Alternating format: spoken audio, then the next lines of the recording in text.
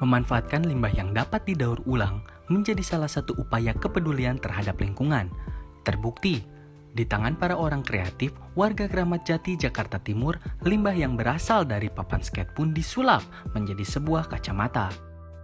Tak tanggung-tanggung, karya mereka, Andro dan Dito pun terkenal di dalam negeri maupun mancanegara. Andro salah satu pemilik usaha kacamata yang terkenal dengan brand bernama Kabau Indonesia menjelaskan, Kabau sendiri sudah berjalan pada tahun 2012.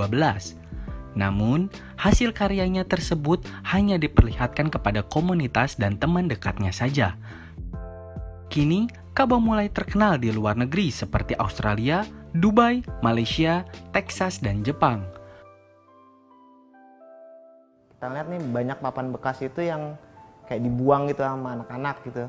Jadi abis mereka main, misalnya ada yang patah, dibuang.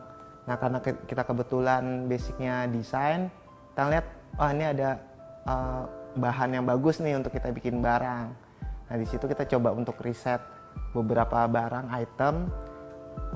Terus kita ngeliat kayaknya yang menarik kacamata nih, dibikin sesuatu nih dari papan skateboard. Nah di situ kita mulai riset, bikin 1, 2, terus kita liatin ke anak-anak dan mereka tertarik. Awalnya seperti itu sih. Kalau kita sendiri alhamdulillah udah sampai luar gitu, cuman basicnya awalnya kita bikin dari komunitas dulu nih di lokal nih. Setelah itu ada respon dari luar dan mereka lihat barangnya tertarik, mulai deh tuh kita kirim ke beberapa negara.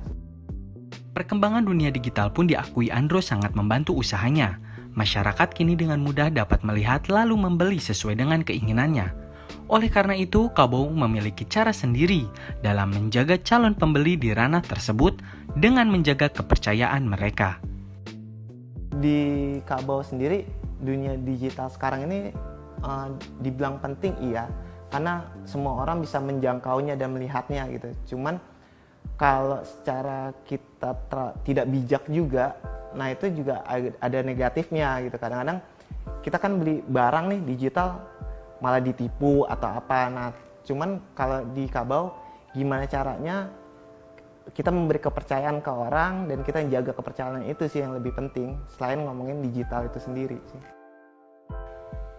Walau kini pandemi COVID-19 melanda, bukan halangan bagi dirinya untuk berkarya. Terlebih lagi, usaha yang sudah digelutinya bukan mengejar masalah nominal, melainkan kepuasan hati yang menganggap nilai ekonomi sebagai hadiah. Kita itu bukan untuk jualannya, itu hanya plus-plusannya. Cuman yang kita utamain tuh pertama tuh karya. Kita bikin karya nih, karya yang bisa ditunjukin ke orang dan mudah-mudahan bermanfaat bagi orang gitu. Sedangkan ekonomi itu kayak bonusan hadiah aja lah gitu. Jadi kalau kita berkarya terus ngerjain apa yang kita suka, itu kayaknya nggak ada beban sih, maupun pandemi atau enggak gitu. Jadi nggak ada masalah. Pandemi COVID-19 pun dinilai menjadi pematik semangat baru jika di kemudian hari mengalami masa sulit yang lebih dari kondisi saat ini. Ia berpesan kepada anak muda dan UMKM lainnya bahwasanya semangat lebih penting dalam menghadapi situasi pandemi ketimbang nilai ekonomi. Kalau untuk berkarya tidak jadi halangan, dan kalau kita berpikir ini kan situasi sulit nih, harusnya kita lebih semangat sih. Siapa tahu kita ngadepin ini ke depan, ngadepin sesuatu yang lebih ribet, nyantai aja sih gitu. Kalau dari pengalaman kita sendiri, cintain apa yang kita lakuin sih. Jadi kalau kita lakuin dengan rasa suka, benar-benar yang kita jalanin memang buat kebutuhan kita, mudah-mudahan sih apapun kejadiannya gitu, dan kita lebih kritis, lebih semangat, bisa kita lakuin sih. Di luar ekonomi itu, semangat itu lebih penting sih dibandingin uang sih.